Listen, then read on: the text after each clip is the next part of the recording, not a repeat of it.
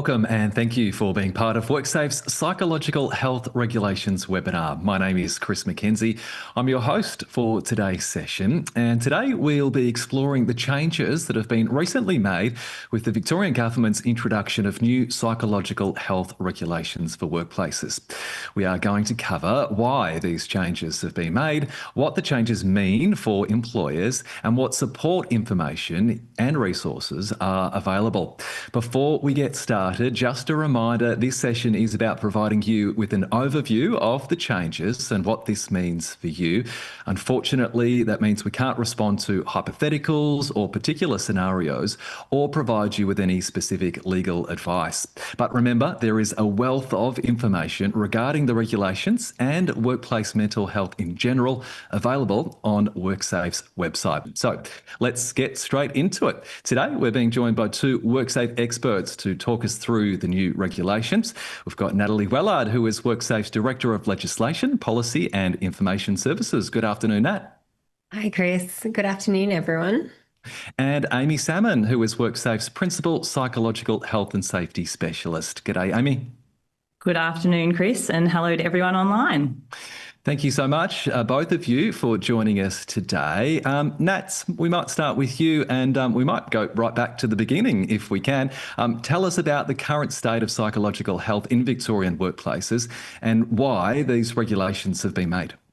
Sure, Chris. So workers' compensation claims for mental injury have doubled in the last decade, and we think that this will continue to trend upwards if employers aren't identifying and controlling the risks associated with psychosocial hazards. So this is supported by several reviews which have occurred over the last few years, which have recommended strengthening occupational health and safety laws to better address psychological health. So, for example, the Royal Commission into Victoria's Mental Health System's final report highlighted the need to improve education and awareness around psychological health to build safe and healthy workplaces and to prevent psychological injury. So against this background, in May 2021, the government committed to introducing psychological health regulations. And that's exactly what do these regulations aim to do? So the regulations really seek to strengthen the existing occupational health and safety framework in Victoria by emphasising that psychosocial hazards are just as harmful to an employee's safety and well-being as physical hazards. The regulations ensure that employers eliminate or reduce the risks to health and safety associated with psychosocial hazards so far as reasonably practicable, and provides more clarity for employers about their obligations as they relate to psychological health and safety. And finally, the regulations will increase awareness about psychosocial hazards and ways to eliminate or reduce risks associated with those hazards. So, Nat, Victorian employers, as we know, already have duties under the OH&S Acts. How will the new regulations work within that framework? Yeah, so that's right, Chris. So starting with our cornerstone duty in Section 21 of the OHS Act, employers must provide and maintain a working environment for their employees that is safe and without risks to health, and that includes psychological health. So whilst employers have always had duties relating to psychological health, these regulations provide a specific duty for all Victorian employers to identify psychosocial hazards and then eliminate or control the risks associated with those hazards so far as is reasonably practicable. That makes sense. Thank you, Nat. Amy, bringing you in now, I think we can all agree that community awareness of mental health in general is on the increase, but do you think workplace psychological health is well understood? Yeah, I think that there's a general understanding in the Victorian community of what we're referring to when we talk about psychological health in the workplace. There've been significant reforms, as Nat mentioned earlier, that came from the Royal Commission into Mental Health and the Sexual Harassment Task Force, for example. That's meant that there's been a shift in the discourse and behaviour change has already started to occur.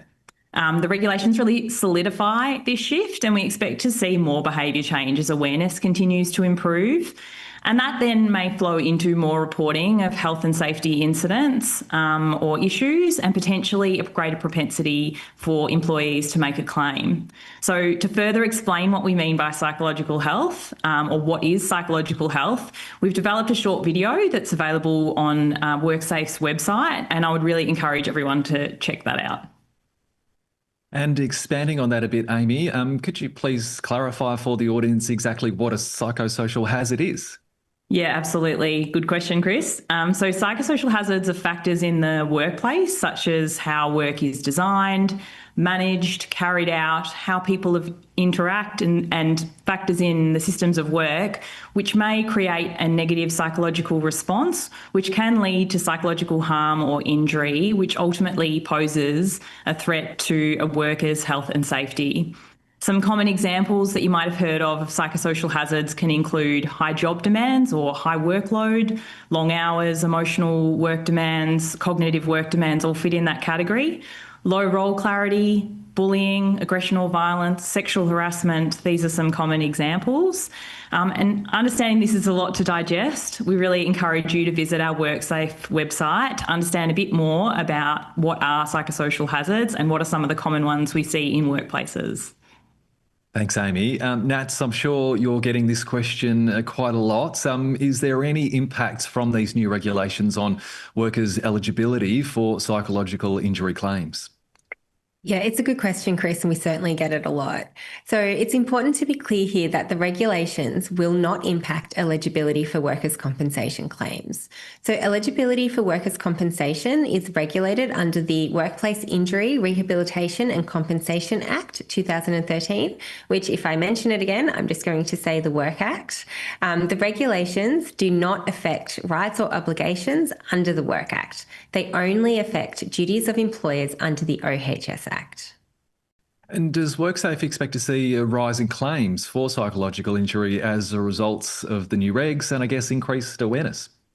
Yeah, so WorkSafe acknowledges that the introduction of the regulations in the short term may raise awareness of workplace psychological health, which then accordingly might increase claims.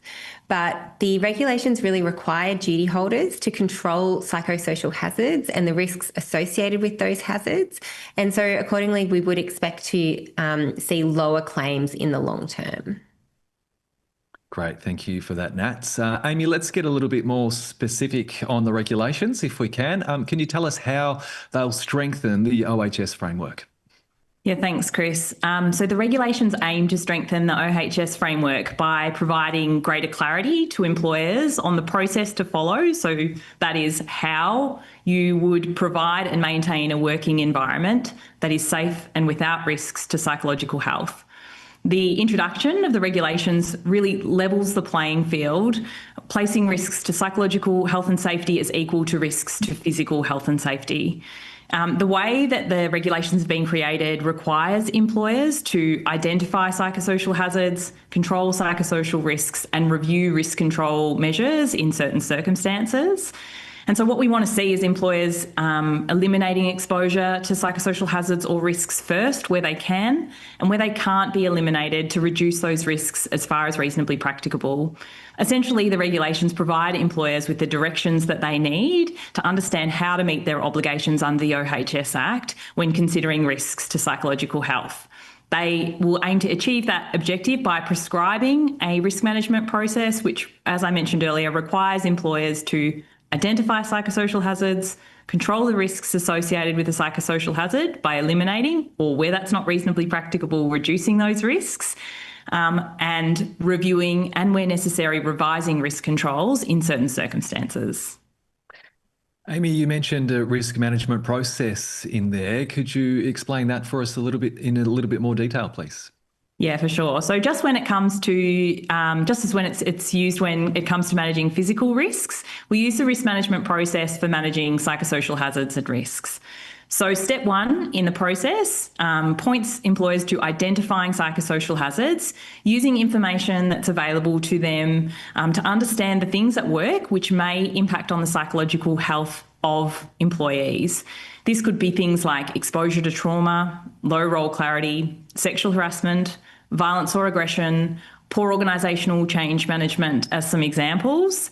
And you can identify those hazards by looking at the available information that you have, such as job descriptions, to identify inherent risks, and also, very importantly, talking to your employees and talking to your people. They're a really great source of information about the current things in your workplace which may create a risk. The second step, as you can see here in the process, involves assessing the risks associated with these hazards. So that's about understanding to what extent the hazards create a risk to the health or safety of employees. That's done by considering the likelihood of harm occurring and the consequences for affected employees if exposed. The duration and frequency of exposure to the psychosocial hazards should be considered at this step, and also consideration should be given to those who might be at higher risk of exposure. So, for example, someone who works in a customer service role may be at increased risk of aggression or violence, and also considering that there may be employees who may experience more severe consequences, so such as young workers. The third step in the process involves controlling the risks. So this is where the focus is on implementing the most effective control measures that are reasonably practicable in the circumstance. So this includes selecting risk controls that have the highest level of protection, aiming to eliminate exposure to psychosocial hazards or risks where possible before considering other approaches to reduce the risk. And as you can see here, the last step in the process, or step 4, involves reviewing control measures to ensure they remain effective and revising when necessary.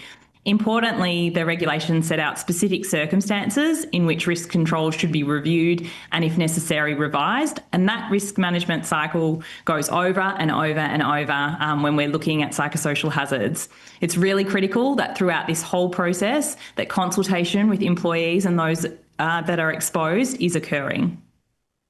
Thanks, Amy. That's a really good overview of that process. Nats, back to you. Could you talk us through how an employer might control identified risks to psychological health, and is that set out in the regulations? Yeah, thanks, Chris. So as Amy just mentioned, the regulations provide that where an employer cannot eliminate the risk from a psychosocial hazard, they must reduce the risk so far as is reasonably practicable. And the way employers can reduce this risk is set out in the regulations and has been tailored to controlling the risks of psychosocial hazards. So essentially, the regulations provide that employers can reduce the risks of psychosocial hazards by altering the management of work, plant, systems of work, work design, or workplace environment. Or employers can use information, instruction, or training, or an employer might use a combination of any of the controls that I've just mentioned. And Nat, how would that work when there's a combination of risk controls that applies to a certain situation? Yeah, so the regulations contain a hierarchy of control measures. And so this hierarchy reflects the fact that we know that some risk control measures are just more effective than others, and we should always try and use the most effective control first. So the hierarchy in the regulations still enables duty holders to take a tailored and multifaceted approach to controlling risks in response to their organisation's particular workplace characteristics and risk factors, whilst also ensuring that the highest control order is used first. So where a combination of risk controls are used, information, instruction, or training must not be the predominant control. Information, instruction, or training may only be used exclusively as a risk control measure when none of the other risk control measures are reasonably practicable. And so that's recognising that we know that information, instruction, or training is considered to be a lower order control. But it is still really important, and particularly where the employer has implemented any system changes or any process changes, information, instruction, or training is really important for employees to understand that change. Thank you, Nat. Amy, we've just heard quite a lot of technical regulation requirements there. Could you talk us through a practical example of how that works? Yeah, I certainly can. So maybe we use the example of aggression or violence in a retail setting. And using the risk management process, we'd look at the following. So we'd start with identify. So an employer can use the information that they have available for them through employee discussions or data or other information that may be available, which will indicate that there've been incidents of aggression or violence, or may indicate there've been incidents of aggression or violence, to understand what are the psychosocial hazards that are present along with that. There are a number of factors that can contribute to the occurrence of violence or aggression in retail, including things like resourcing or inadequate resourcing during busy periods, low role clarity, so a lack of understanding how to do the work, or training for staff in relation to what is expected of them in their job, particularly around new technology or understanding the products that they're selling. It can commonly arise in circumstances where you've got new employees coming in for, say, busy Christmas periods, as an example. They're brought in at the last minute, you've got casual staff, and it's really important that you have a look at what some of the risk factors might be for them. There may also be things like the lack of deterrence or supports that are available, such as security or CCTV. So once we've identified the hazards, looking at assessing the risks. So at this point, this is where employers should be looking at who is exposed, which staff and the demographics of those staff. So are they young or vulnerable workers? As we mentioned earlier, they can be at higher risk. Employers should also consider other external factors like where is the store located? What is the community like and the staffing? What are the crime rates? What operating hours do we have the store open? And are there other environmental factors that may increase or decrease the risk of aggression or violence occurring in the workplace? Employers should also look at how often employees are exposed, so for how long they're exposed, and when considering violence and aggression, remaining aware that a single episode of physical assault may result in a severe physical and or psychological outcome. So also when assessing the risk, employers should also consider how the identified hazards might be interacting or combining to increase the risk. So for example, as I mentioned earlier, a young worker who's new to the retail industry, working in a busy store with limited resources and management support, and no induction, they may be at greater risk than if they were well supported, provided with sufficient time and training and with adequate resourcing and management support within the store. So whilst the risk of the exposure remains, the risk is reduced. And I've already started touching on controls, but when we step into that next part of the cycle, looking at controls, we need to look at addressing the specific risks that have been identified. So for the example I've spoken about, employers should ensure that they've got appropriate resourcing to meet their demands. A period of training and induction should be provided for all new staff, which is undertaken prior to or outside of those periods of peak demand, and ensuring that management support is readily available. Other things like protocols for responding to aggression or violence should be developed, including incident responses and supports that are available for staff, and consideration of things like CCTV and security measures should also be made available or looked into. And then the fourth part of the process, if we're thinking back to that risk management cycle, is the monitor, review and revise. So after implementing controls, it's really important that employers look at ensuring and measuring that the risk controls have actually reduced the risk so far as reasonably practicable. So an example might be that if the peak demand period changes, making sure that rostering and resourcing really supports that and is changed accordingly. And if aggression or violence increases, consideration should also be having another look at what's going on, because we may need to, again, make further reviews to the risk controls to make sure that there are no additional hazards that are increasing the risk. There are a number of circumstances, as I mentioned earlier, within the regulations that call out when risk control measures should be reviewed and, if necessary, revised, including when hazards or injuries are reported or when a HSR makes a request for this to occur. Thank you, Amy. A great example, I'm sure relevant to many in our audience today. Nat, coming back to you now, can you tell us about the new compliance code that's been developed to provide practical guidance to employers? The compliance code is a fantastic resource for employers. Really encourage all employers to read it. So we know that the regulations give examples of psychosocial hazards, but the compliance code really provides information about what these actually look like in the workplace. So, for example, high job demands can look like tasks or jobs with unpredictable shift patterns or work hours, high workloads, or emotionally and cognitively demanding work tasks. Low job control can look like excessive monitoring of work tasks or little control over how the work is done. Sexual harassment or gendered violence can look like offensive language being used or offensive imagery being displayed across the working environment.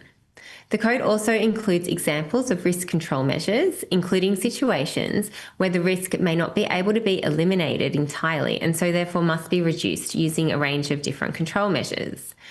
The way the code is broken up on the WorkSafe website also makes it really easy to navigate through to find the specific section that you're looking for. WorkSafe has also developed some prevention plan templates, which is a tool that can be used by employers to help guide the risk management process for psychosocial hazards. So prevention plans are a way of recording the risk management process that has been undertaken. And then that can make it a lot easier for employers to review the process when one of the triggers that Amy just mentioned occur. Great, thank you for that, Nat. Amy, coming to you, aside from that compliance code, how else is WorkSafe helping duty holders to prepare for the commencements of these regulations? Yeah, thanks, Chris. So to allow employers or duty holders time to familiarise themselves with the requirements, the regulations were made around 2 months before the regulations commence, which is on the 1st of December this year, 2025. WorkSafe has been undertaking a range of awareness and education activities ahead of commencement to support employers to understand and prepare for the transition. You might have seen some of the advertising across social media outlets recently. Businesses operating in and beyond Victoria, though, will already probably be complying with similar requirements interstate, which we expect has improved the state of knowledge for many Victorian businesses.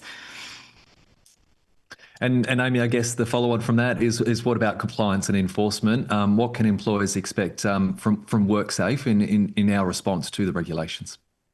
Yeah, it's a good question.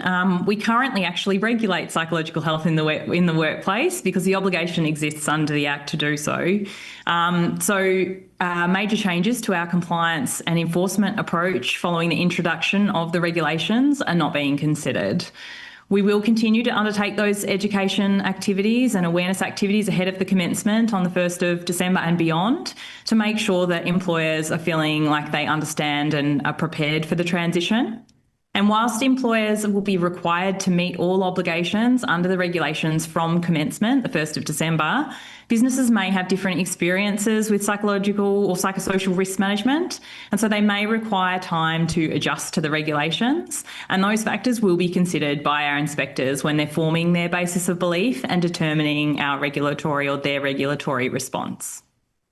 Great, thank you for that, Amy. Nats, I know many of our viewers will want to find more information and access our resources on these regs. Where can people go to find that? Yep, sure. So we have a range of tools and resources available on the WorkSafe website. As Amy mentioned, WorkSafe is undertaking a range of awareness, education and communication activities, and will continue to do so right up to the commencement of the regulations on the 1st of December. So this includes a suite of guidance that provides practical information, resources and tools to increase understanding and awareness of psychological health and safety for industry, employers and employees, all of which is accessible via our website. So this includes the compliance code, which I spoke about earlier, 2 inspector videos that cover key points around psychosocial hazards and what a healthy workplace looks like, prevention plan templates that really will help employers to record the risk management process, a quick guide information sheet which outlines the new regulations, and a broad range of frequently asked questions that we've pulled together from common questions that we've heard from stakeholders. Further tools and information will be added to the page over time, including a recording of today's webinar. So I encourage you to check back and look in it, or otherwise you can sign up to receive updates. Excellent. Thank you for that, Nat, and Amy, for that overview of the regulations and the resources available. It sounds like there are comprehensive resources available for employers to help them understand these changes. And we hope you in the audience have found this an interesting and informative session. Please make sure you visit the WorkSafe website to take advantage of the broad range of supporting resources for the new psychological health regulations. And you will receive further communications ahead of the commencing on the 1st of December. This webinar will also be available online via the WorkSafe website soon for you to watch back as well. And if you haven't signed up for future updates, please visit the WorkSafe website to register following this session. Shortly, we will show you on screen where to find all of the resources and contacts we have covered off today. And if you require further information, we recommend you head to the WorkSafe website. If you can't find what you need there is the WorkSafe advisory line or the emergency line in an emergency. Thanks for joining us.